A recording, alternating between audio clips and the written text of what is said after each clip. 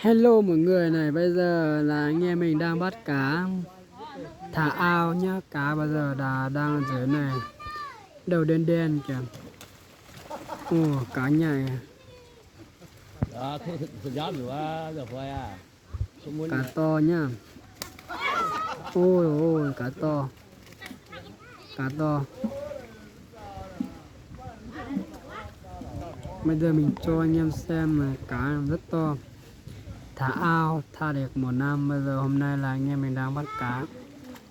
Nó lưới vết một phát một nó níu à. Nó tốt à. Xin anh em đón xem video nha. Một tí nữa là cá rất nhiều, rất to. Bên nó mượn đó lọ được gì lọ được phấn cái sắt được gì á.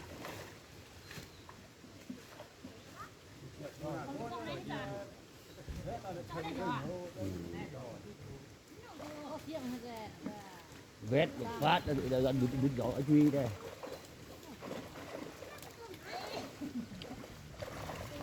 Cá rất nhiều nha anh em. Trong này là nó có gồm cá chấm này, cá chép này, cá rô.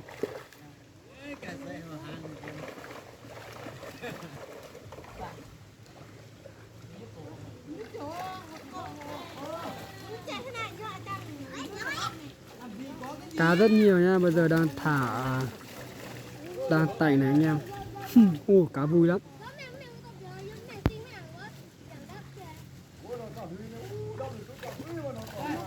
Cá rô kìa. Ồ, cá rô. Ồ, cá rô kìa.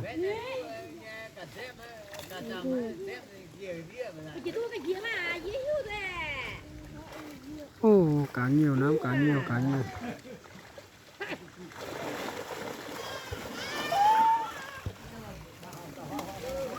Ôi, cá nhiều.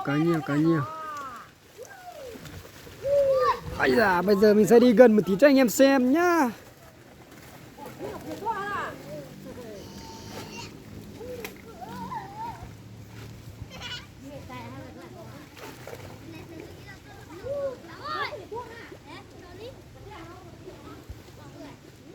Cái con thì chuột đèo. Cái con này, trái phần nó. Nè, cái con này, nè.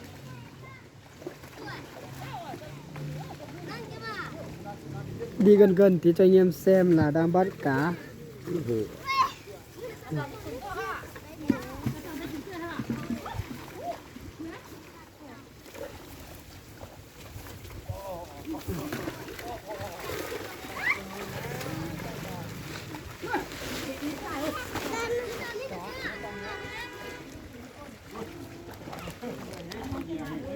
Ôi, sơ lắm cá như này này, cá to nhá. Cá rất to nha anh em.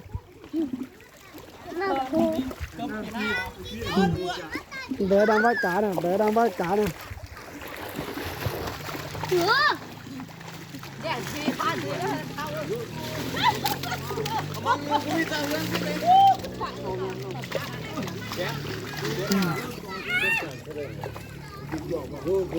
Đây mọi người xem đi bắt cá nhá.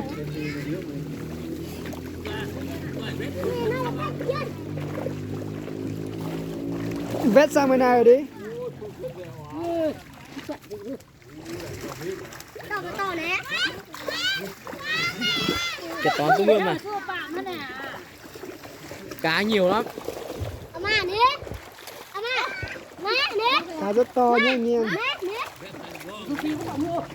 Con này cá rô này.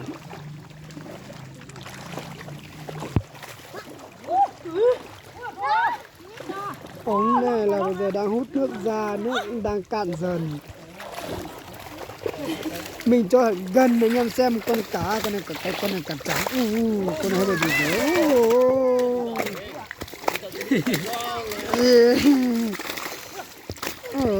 Sao nó quệ này anh em ơi. Xem cá này là cá quệ nhá.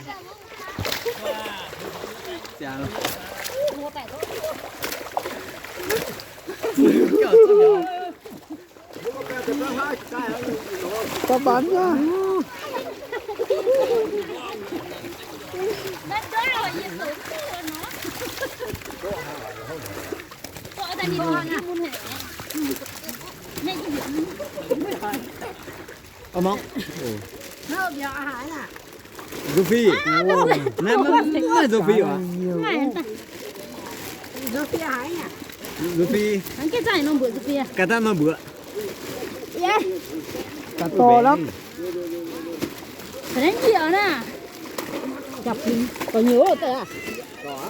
Cá đấy. Tè tặng tè. Ui ta cả vượng quá. Chết này. Buộc cái mẹ thì ta lúa kia về. Ui chết đi à. Tè thăm tao phải ạ. Trời chết gái à. Giang đi kìa rồi. Có bé. Chúng ta ô mà ô. Mà nó kém vội. Nó tới hình. Ô, đúng giá nào. Dừng à. Tổ thế nào. Giá bán nữa. Ai tao muốn lộn nồng cái này của. Mun đấy. Mà tao nó xèo này. Bù lô, bồ đồ. Rồi, bồ đồ. Bây giờ đang chuẩn bị cạn hết rồi này. Cá thì to nhá. Mình sẽ xoay gần cho anh em xem mấy quả để anh em tí nữa mình không có thời gian để xem nhé.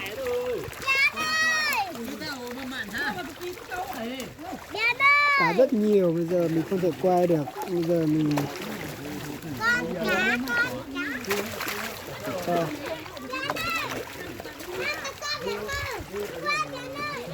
mấy ta cái nuôi nhía mà nhía phải cha.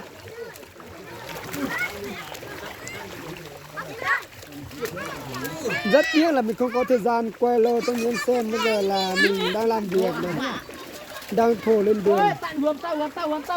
Luôn hả?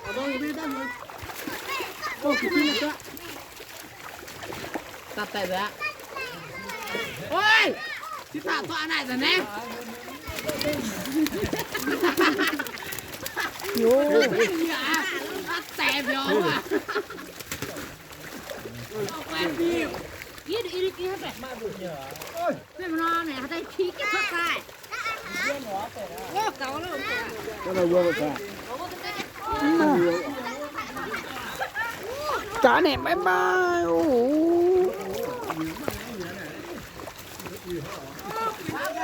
Quyến tồn đó.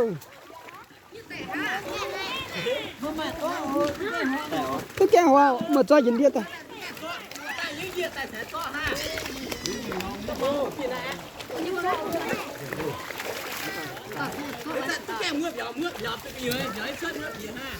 Luôn à, có sợ cái gì nè. Mấy cái để đi điên rồi. Có sợ gì. Cái đấy. Này, bị biên tử hiện tại nè. Những tại đây.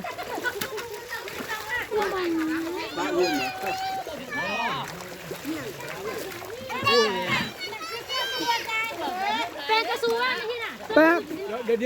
Chưa có chịu á. Chưa chịu có cho cá su xin này.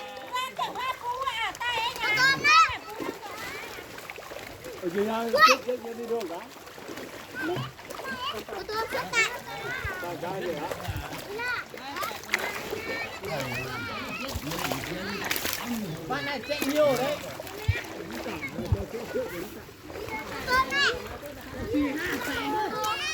Xoay cái gần thì anh em xem con này. Ôi. Ba hết đồng rồi.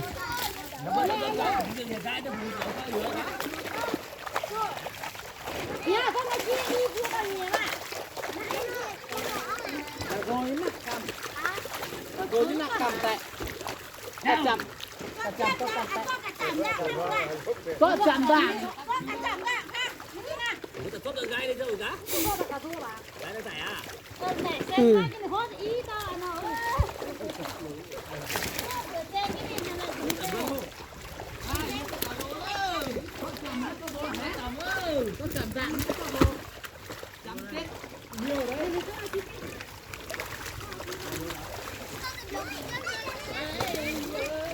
Cô biết thăm cò.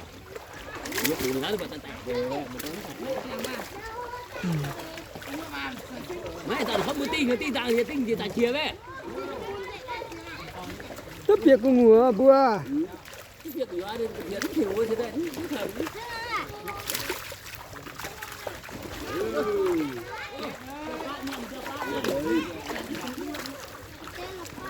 Nó tin là cái hố thế đại quá. Cô hố này. Cô hố thế. Giết dây rồi.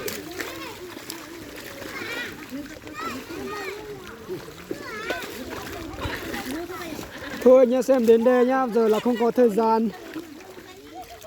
Bây giờ mình đang bắt cá này, sợ tí nữa lâu là cá chết hết. Bye bye anh em nhá, đón xem video mình đến đây. Uầy, đang nào bơi tin cái này vẫn là này hả?